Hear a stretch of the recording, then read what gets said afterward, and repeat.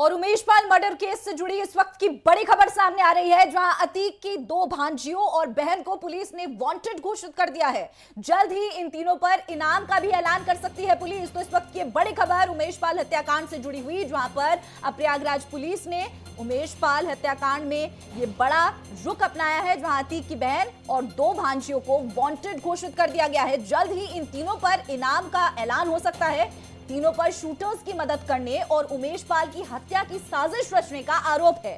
तो अतीक की बहन और 2 भांजियां मोस्ट वांटेड घोषित। इस वक्त की बड़ी खबर उमेश पाल मर्डर केस से जुड़ा ये बड़ा एक्शन, पुलिस ने ये बड़ा एक्शन लिया है। अतीक की बहन आयशा की तलाश में पुलिस जुट चुकी है। आयशा की 2 बेटियों की भी तलाश जारी है। मर्डर की साजिश और शूटर्स की मदद का यह गंभीर आरोप उन पर लगा है। बता दें कि आयशा नूरी अतीक की बहन है, वो मेरठ में रहती हैं। आयशा की एक बेटी से अतीक के बेटे असद के साथ निकाह भी तय हुआ है।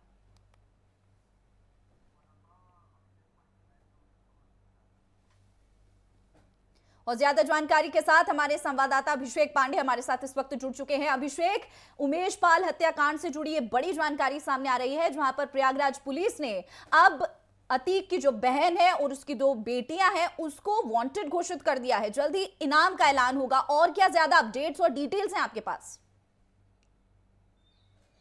देखिए आकांक्षा, मैं बताना चाहूंगा, जब से उमेश पाल हत्याकांड हुआ है उसमें पूरा अतीक अहमद का पूरा परिवार अब आरोपी बनाया जा चुका है। चाहे अतीक अहमद की बात की जाए, अशरफ की बात की जाए, उसके बेटे असद की बात की जाए या फिर शाइस्ता परवीन की बात की जाए, सभी पर इनाम भी घोषित किया जा चुका है। लेकिन बड़ी बात यह है कि अब अतीक अहमद की बहन आयशा नूरी समेत उनकी जो 2 बेटी है यानी अतीक अहमद की भांजियां, उन पर भी अब पुलिस अपना नकेल कसने जा रही है। बाकायदा उसे वांटेड अपराधी की श्रेणी में घोषित किया जा चुका है और अब जल्द ही इनाम राशि भी घोषित की जा सकती है। जब एसटीएफ ने लगातार छापेमारी कर रही थी तो हमने देखा था कि गुड्डू मुस्लिम बाकायदा जो अखलाक यानी कि बहनोई, जिसे पहले ही गिरफ्तार कर नैनी जेल भेजा जा चुका है, अखलाक के घर गुड्डू मुस्लिम पहुंचता है और वहीं पर शय देने, शरण देने और पनाह देने का आरोप लगातार लग रहा था। करीब 17 से 18 घंटे तक गुड्डू मुस्लिम अखलाक के घर पर छुपा हुआ था और आयशा नूरी को पूरे हत्याकांड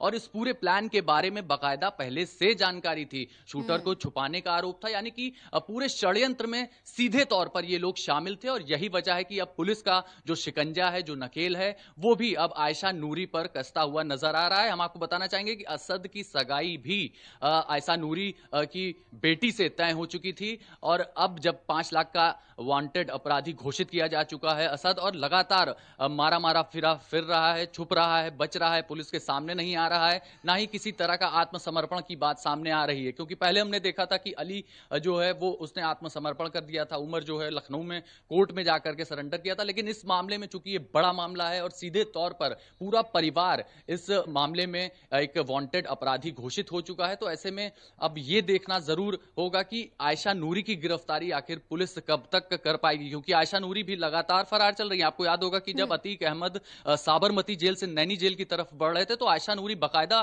फॉलो कर रही थी और उनको ये डर सता रहा था कि कहीं उनके भाई अतीक अहमद को मार ना दिया जाए, इनकाउंटर ना कर दिया जाए। लेकिन बड़ी बात अब यह है कि अब आयशा नूरी और उनकी 2 बेटियों पर भी पुलिस जल्द ही इनाम घोषित कर सकती है और उन्हें वांटेड अपराधियों की श्रेणी मिला दिया गया है। जी अभिषेक, आप इनाम की बात कर रहे हैं, जल्द ही इनाम का भी ऐलान हो जाएगा। जिस तरह से अतीक के बेटे असद पर 5 लाख का इनाम घोषित कर दिया गया है, कुछ सूत्रों के हवाले से ऐसी जानकारी मिल रही है क्या कि इससे ज्यादा इनाम राशि घोषित की जाएगी? देखिए आकांक्षा, 5 लाख का इनाम यूपी में अभी तक किसी भी बड़े बदमाश पर घोषित नहीं किया गया, यानी कि अपने आप में ये एक बड़ी इनामी राशि है और कहीं ना कहीं ये साफ भी करती है कि पुलिस के हाथ फिलहाल अभी कोई पुख्ता सबूत या फिर आरोपी नहीं लग पाए हैं। यही वजह है कि पुलिस लगातार इनामी राशि बढ़ाती जा रही है।